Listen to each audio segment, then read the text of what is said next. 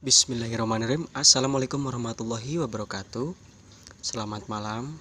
Baik, perkenalkan nama saya Muhammad Subur Zailani, NIM D400 1916. Di sini saya ingin menjelaskan tentang generator.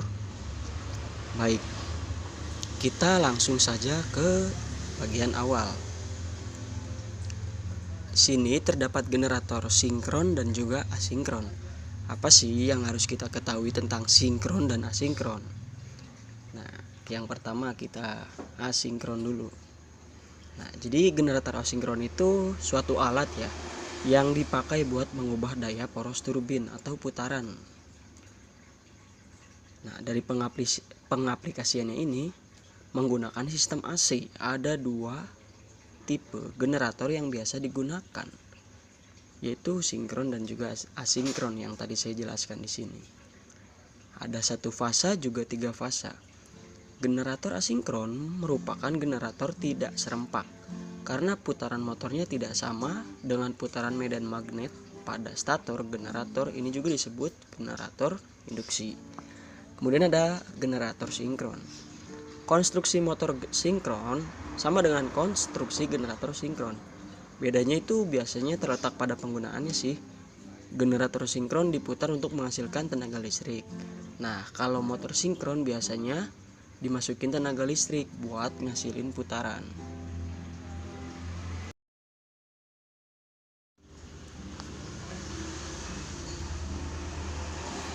Langsung aja di prinsip kerjanya. Prinsip kerja generator sinkron dan juga asinkron. Yang sinkron itu jadi generator arus bolak-balik pakai hukum Faraday yang menyatakan jika sebatang pengantar berada pada medan magnet yang berubah-ubah, maka pada pengantar tersebut akan terbentuk gaya gerak listrik. Prinsip kerja generator arus bolak-balik 3 fasa pada dasarnya sama dengan generator arus bolak-balik 1 fasa. Tetapi pada generator 3 fasa memiliki 3 lilitan yang sama dan 3 tegangan outputnya berbeda fasa 1200 pada masing-masing fasa. Yang kedua ada asinkron. Prinsip kerja generator asinkron yaitu kebalikan dari saat mesin induksi bekerja sebagai motor. Ketika mesin berfungsi sebagai motor, kumparan stator diberi tegangan 3 fasa sehingga akan timbul medan putar dengan kecepatan sinkron. Namun jika motor berfungsi sebagai generator pada rotor motor oleh sumber penggerak dengan kecepatan yang lebih besar daripada kecepatan sinkronnya.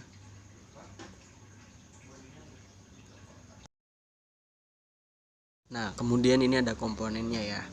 Di komponen di sini bisa kita lihat di situ ada keterangannya. Nah, kalau kedua generator ini mempunyai konstruksi yang sama persis, tapi ada sedikit perbedaan pada area ujungnya, tepatnya pada koneksi antara kumparan dengan kabel output. Pada kumparan generator sederhana ada 2 buah kabel yang fungsinya sebagai kabel positif dan kabel negatif. Generator AC ini memakai 2 buah slip ring yang dihubungkan ke masing-masing ujung kumparan. Desain seperti ini membuat kedua ujung kumparan gak saling bersentuhan. Jadi kalau kumparan berputar nih, maka bakalan muncul aliran arus yang bolak-balik. Nah, hal ini yang menyebabkan ujung kumparan bisa bertindak sebagai positif dan bertindak juga sebagai negatif. Seperti itu ya di bagian asinkron komponennya. Kita lanjut ke komponen sinkron. Nah, pada generator DC itu mempunyai sebuah kumparan dengan 2 buah ujung ring positif dan negatif, tapi gak ada slip ringnya. Cuma ada 2 buah brush yang berada pada bagian kiri dan kanan. Brush 1 itu biasanya bertindak sebagai brush positif karena pada sisi ini arus mengalir cuma searah, sedangkan pada brush 2 bertindak sebagai brush negatif. Bedanya dengan generator AC, kedua ujung kumparan secara bergantian akan menyentuh kedua brush. Jadi, aliran arus negatif dan positif akan dipisahkan oleh kedua brush ini. Jadi timbul aliran listrik searah. Nah, kita lihat di sini ada analisa dari gambar rangkaian star delta. Nah, bisa dilihat di situ ada unit pengontrol, ada catu daya universal, ada break unit, dan juga beban. Di setiap nama itu sudah dijelaskan yang seperti saya jelaskan tadi. Nah, bisa kita lihat rumus dan soalnya juga. Nah, kita lihat di bagian keterangan dulu deh. NR kecepatan putar motor, kemudian ada NS kecepatan putar standar pada nameplate. F seperti yang kita tahu ya, itu frekuensi, P kutub, S slip, dan P daya ya, pasti yang pasti. Nah, kita lihat contoh soalnya. Sebuah generator dihubung delta dengan tegangan ekstasi 200 volt menghasilkan daya 80 watt dengan putaran 1600 rpm. Dari kutub setengah, hitunglah frekuensi dan arus dengan faktor daya 0,97 I. Jawab. Nah, kita lihat dulu tegangan ekstasi yang kita ketahui yaitu tadi 200 volt. Kemudian ada daya 80 watt, putaran 1600 rpm, kutubnya ada 4 dan faktor daya 0,971. Yang ditanya frekuensinya. Nah, kita ngambil rumusnya di sini. Frekuensi sama dengan MR dikali P dibagi 120 dengan hasil arus akhir yaitu 0,23 ampere.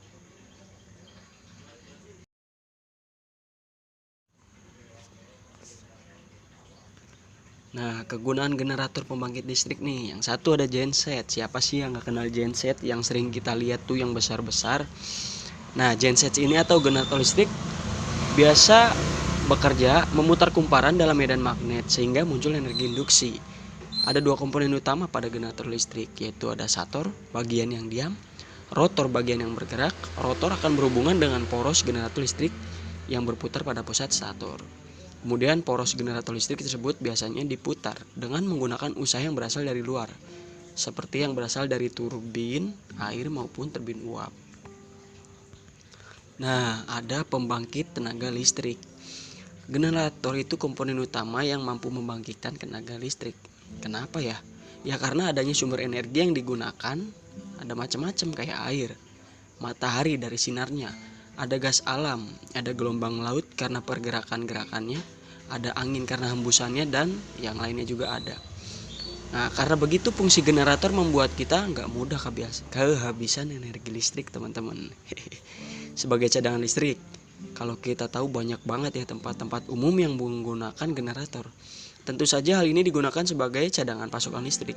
Beberapa tempat seperti supermarket, hotel, sampai rumah sakit menggunakan generator berupa genset buat nyimpan aliran listrik di dalamnya. Dengan adanya generator cadangan, aliran listrik tersebut dapat membuat aktivitas sehari-hari sehingga nggak perlu khawatir lagi kalau terjadi pemadaman listrik. Begitu ya teman-teman. Demikian yang bisa saya jelaskan. Mohon maaf apabila ada salah kata dan penjelasan yang kurang baik. Assalamualaikum warahmatullahi wabarakatuh.